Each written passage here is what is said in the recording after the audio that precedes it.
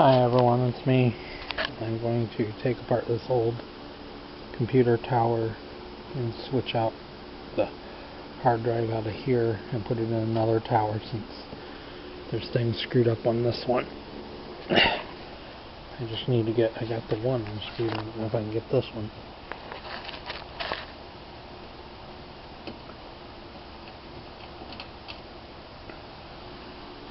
That one came out.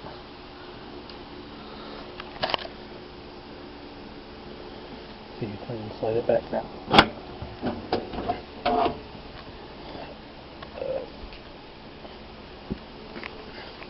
Should be able to pop that loose. Because there's the hard drive. Because this computer tower is junk. For the simple fact is there's things wrong with it. So I gotta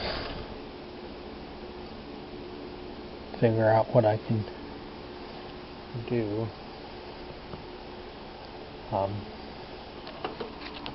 Can at least unhook the hard drive.